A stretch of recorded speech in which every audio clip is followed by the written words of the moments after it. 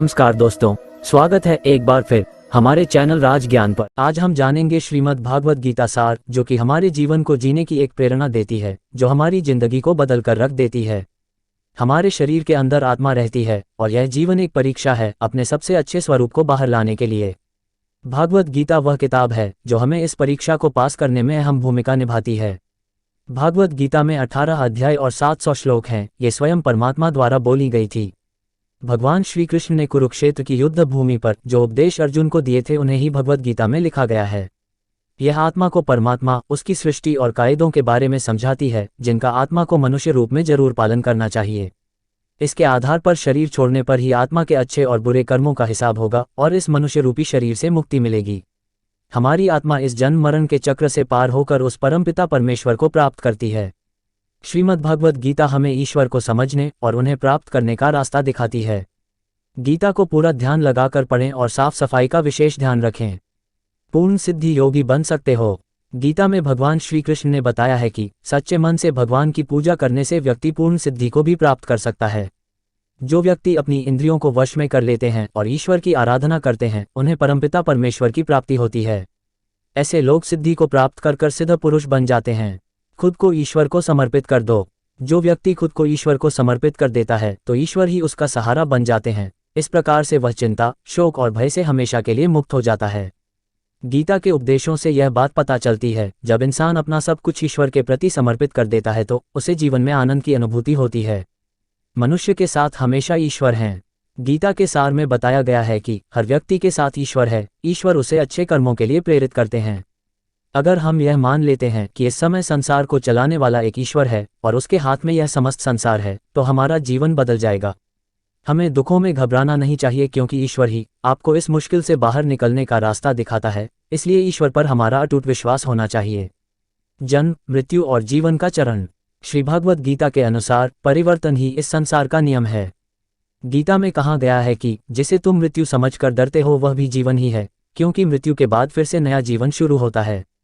यहाँ सब कुछ बदलता रहता है। जैसे आज कोई अमीर है तो कल कोई गरीब बन जाता है। इसलिए गीता की इन बातों को समझकर अपने जीवन में उतारना चाहिए। सारा झगड़ा केवल छोटे बड़े और अपने पराये का ही है। इसे हमें अपने मन से निकाल देना चाहिए। हमें स्वार्थ और लालच को छोड़ देना चाहिए। भगवान श्री कृष्ण के कहे इन उपदेशों से अर्जुन को दिव्य ज्ञान मिला और भगवान के परम स्वरूप को उन्होंने देखा। श्री कृष्ण के परम स्वरूप का ज्ञान गीता को जानने वाला हर इंसान प्राप्त कर सकता है। इस संसार में तुम्हारा कुछ नहीं। गीता के वचन के अनुसार तुम खाली हाथ ही आए थे और खाली हाथ जाओगे। तुम किसके चले जाने का शौक करते हो? तुम तो कुछ भी साथ में नहीं लेकर आए थे जो तुमने खो दिया है। जिस धन दौलत और वैभव को तुम अपना समझ रहे हो, वह सब तो भगवान द्वारा तुम्हें दिया गया है। इसलिए तुम तो खाली हाथ आए हो और खाली हाथ ही जाओगे। जिसे तुम भूल से अपना समझकर दुखी हो, वह तो तुम्हारा भ्रम ही है, क्योंकि तुम्हारा तो कुछ भी नहीं है, सब तो ईश्वर का है।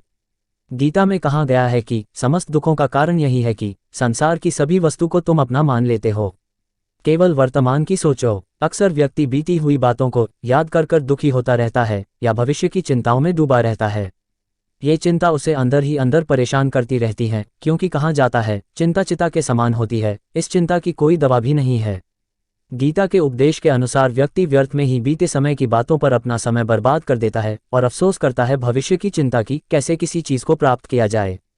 इन बातों में फंसकर इंसान वर्तमान पर ध्यान ही नहीं देता है। इसलिए गीता का कथन है कि इंसान को बीते समय की चिंता नहीं करनी चाहिए और बीती हुई बातों के बारे में सोचकर परेशान नहीं होना चाहिए।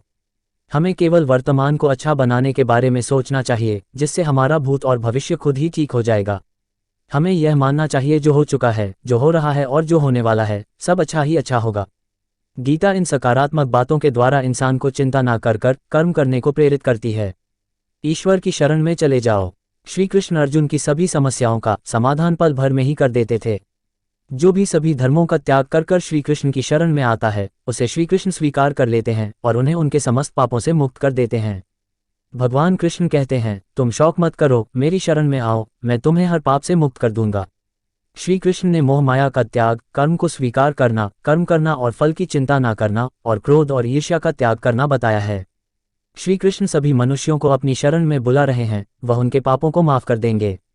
ज्ञान से ही ईश्वर प्राप्त होते हैं। श्री कृष्ण ने परमपिता परमेश्वर को प्राप्त करने के लिए कहा है, जो इंसान ईश्वर के प्रति अटूट श्रद्धा रखते हैं, अपनी इंद्रियों पर काबू रखते हैं और मेहनत करने वाले होते हैं, वह जल्दी ज्ञान प्राप्त कर लेते हैं। फिर ज्ञान प्राप्त हो जाने पर उन्हें जल्द ही परमशक्ति की प्राप्ति होती है। उस इंसान का मन अपने कार्यों से भटकता नहीं है, इस प्रकार वही ईश्वर को प्राप्त कर लेता है। हमेशा अच्छे कर्म करो। श्री कृष्ण कहते हैं कि श्रेष्ठ इंसान जैसा व्यवहार करते हैं, यानी वह जो कार्य करते हैं, दूसरे व्यक्ति भी वैसा ही व्यवहार यानी कार्य करते हैं। उत्तम व्यक्ति जो उदाहरण प्रस्तुत करते हैं, समस्त मनुष्य उसी का पालन करने लगते हैं। इसलिए उत्तम व्यक्ति को हमेशा अच्छे कर्म करने चाहिए। कर्मयोगी बनने की सीख। भगवान श्री कृष्ण कर्म की महानता के बारे में बताते हैं। कर्म करो लेकिन फल की चिंता मत करो को समझाते हुए श्री कृष्ण अर्जुन को बताते हैं, तुम्हारा अधिकार केवल कर्म पर है, लेकिन कर्म के फलों पर नहीं, काम करने में तुम्हें मन लगाना चाहिए। इसमें श्री कृष्ण ने कर्म की महानता को बताया है। ये वचन मानव जीवन के लिए सबसे कल्याणकारी है। कर्म, दर्शन और योग का पूरा सार इसी पर आधारित है। कर्म से ही मनुष्य का निर्माण होता है। हर व्यक्ति को कर्म करके ही सिद्धि और ज्ञान प्राप्त होता है। श्री कृष्ण कहते हैं, जो अपने कामों के प्रति समर्पित रहता है और कार्यों को अच्छी तरह से पूरा करता है, वह जीवन में सफलता प्राप्त करता है। कर्म प्रकृति के द्वारा कराए जाते हैं, बिना कर्म के इस संसार में कुछ भी प्राप्त नहीं किया जा सकता है। अच्छे व्यक्तियों का कल्याण होता है।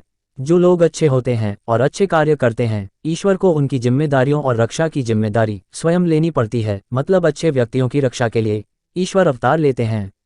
इसलिए सभी इंसानों को अच्छाई के रास्ते पर चलते हुए जीवन व्यतीत करना चाहिए। श्री कृष्ण जी कहते हैं, धर्म की स्थापना के लिए अर्थात अच्छे लोगों के कल्याण के लिए और दुष्ट लोगों के विनाश के लिए मैं हर युग में समय समय पर जन्म लेता हूँ। कहने का तात्पर्य है, भगवान अपने भक्तों की रक्षा के लिए हर युग में जन्म लेते हैं और दुष्ट व्यक्तियों का विनाश करते हैं, यानी सृष्टि की रक्षा करते हैं। आत्मा अजर अमर है। श्री कृष्ण के इस उपदेश का अर्थ है कि आत्मा को ना शस्त्र से काटा जा सकता है, ना ही उसे जला सकते हैं। आत्मा पानी से भी नहीं भीगती और आत्मा को ना हवा सुखा सकती है।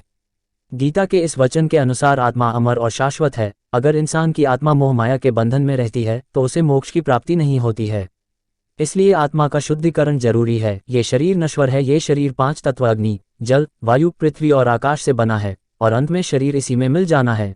शरीर से आत्मा चली जाएगी, क्योंकि आत्मा कभी नहीं मरती।